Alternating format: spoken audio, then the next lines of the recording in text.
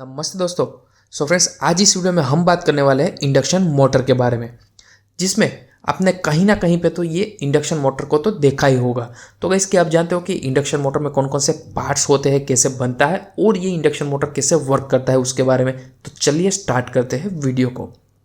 जैसे ही सबसे पहले आप ये जो पार्ट देख रहे हो उसको बोला जाता है स्टेटर कोर। पतली थीन लेमिनेशन जो आप देख रहे हो बना रहता है, वो उसको ऐसी काफ़ी सारी थीन लेमिनेशन है उसको एक साथ कंबाइन करके एक पूरा स्टेटर कोर कुछ इस तरह से बन के रेडी हो जाता है।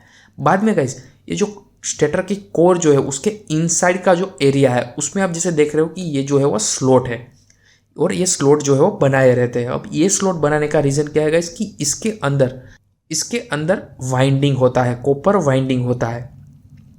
अब गाइस, नेक्स्ट क्या है कि ये जो स्टेटर कोर है उसको कुछ इस तरह से इंडक्शन मोटर की जो फ्रेम होती है उसके अंदर माउंट कर दिया जाता है और फिक्स कर दिया जाता है और यहाँ तक हमारा स्टेटर कंप्लीट हो जाता है। फिर नेक्स्ट गाइस, हम क्या करते हैं कि इसके अंदर स्टेटर वाइंडिंग करते हैं। तो कुछ इस तरह से कॉपर का स्टेटर वाइंडिंग जो है वो कर दिया जाता है, स्टेटर के अंदर कॉपर का वाइंडिंग कर दिया जाता है और उसको स्टेटर वाइंडिंग बोला जाता है।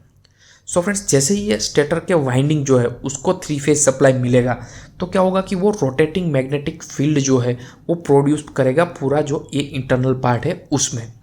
तो उसके बाद गाइज आता है वो है ये रोटर पार्ट। रोटर की कोर जो है वो भी सेम स्टेटर की कोर थी, वैसे ही रोटर की भी कोर जो है वो पतली थीन CRGO मटेरियल से बनी रहती है और उसको भी एक के साथ एक जोड़ के पूरा एक रोटर का कोर बनाया जाता है कुछ इस तरह से।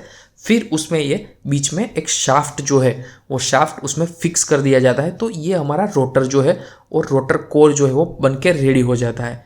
फिर गाइस, नेक्स्ट क्या होता है कि रोटर वाइंडिंग जो होता है वो क्या होता है कि रोटर वाइंडिंग में हम यहाँ पे हम कॉपर वायर यूज़ नहीं करेंगे, बट कॉपर के बार कुछ इस टाइप के जो रोड होते हैं, बार होते हैं, उसको यूज़ करके कुछ इस तरह से रोटर में फिक्स कर दिया जाता है।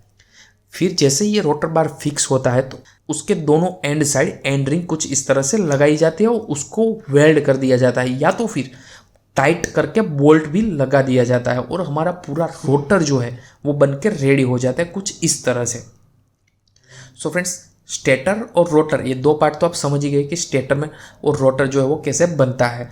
फिर नेक्स्ट गाइस जो आता है वो आता है बेरिंग, यानी कि ये जो रोटर जो है उसके दोनों एंड साइड कुछ इस तरह से बेरिंग जो है उसको फिक्स कर दिया जाता है, क्योंकि जो रोटर जो है जब इंडक्शन मोटर रोटेट हो तो बेरिंग की हेल्प से रोटेट होगा तो क्या है कि फ्रिक्शन जो है वो कम हो जाएगा, इसीलिए बेरिंग लगाया जाता है कुछ इस तरह। और अगर सेपरेट वीडियो आप देखना चाहते हो कि बेरिंग कैसे बनता है, बेरिंग के कौन कौन से पार्ट है, अगर वो वीडियो आप देखना चाहते हो तो मैंने ऐसे ही 3D एनिमेशन में कवर किया है, लिंक मैं नीचे डिस्क्रिप्शन में दे दूंगा। फिर उसके बाद पहले फ्रंट साइड पे कुछ इस तरह से एंड सील लगा दिया जाता है and same way opposite side पे भी एंड सील लगा दिया जाता है कुछ इस तरह से और पूरा हमारा स्टेटर एंड रोटर जो है वो कवर कर दिया जाता है मोटर का। आई होप गाइस कि आप यहाँ तक समझ गए कि इंडक्शन मोटर का जो पार्ट्स है वो कैसे असेंबल होते हैं। फिर अब नेक्स्ट हम बात करते हैं गाइस कि जो इंडक्शन मोटर के दो एंड बचे, एक ये फ्रंट एंड और ये बैक एंड, तो उसको टेक्निकल लैंग्वेज में DE यानी कि ड्राइव एंड बोला जाता है और दूसरी साइड को ND यानी कि नॉन ड्राइव एंड बोला जाता है।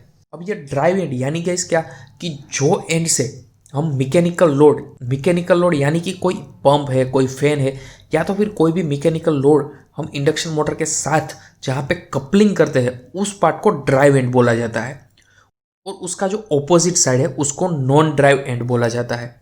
अब गाइस, नॉन ड्राइव एंड जो है वहाँ पे कूलिंग फैन लगा दिया जाता है कुछ इस तरह से।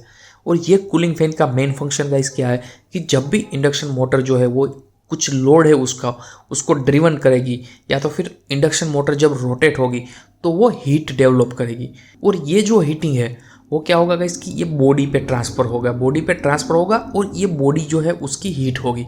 अब ये बॉडी को कूल करने के लिए ये जो पीछे ND साइड पे जो फैन घूम रहा है वो क्या करेगा कि ये बॉडी को कूल करता रहेगा।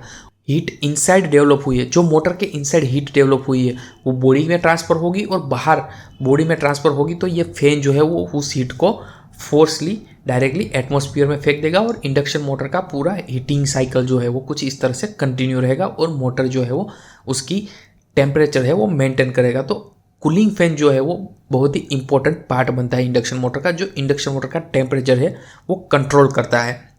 बाद में गाइस नेक्स्ट जो है वो लास्ट क्या है कि ये फैन जो है वो जब इंडक्शन मोटर रोटेट होगी तो ये फैन भी रोटेट होगा। तो वो फैन जो है वो कहीं पे कोई पर्सन उसको टच ना कर ले या तो फिर कोई फॉरेन पार्टिकल आके वहाँ पे आके फंस ना जाए, उसके लिए क्या किया रहता है कि उसके ऊपर फैन कवर कुछ इस तरह से लगा दिया जाता है। सो फैन कवर जो है उसका मेन पर्पज़ ये है कि वो डायरेक्टली जो आपका फैन है उसको कवर करने का काम करता है, जिससे कोई पर्सन या तो फिर कोई मशीन को इंजरी या तो फिर कोई डैमेज ना हो, उसके लिए ये फैन कवर लगा दिया जाता है। सो कुछ इस तरह से पूरा इंडक्शन मोटर असेंबल हो जाता है। सो फ्रेंड्स, जैसे ही आप ये पार्ट देख रहे हो उसको बोला जाता है मोटर टर्मिनल बॉक्स।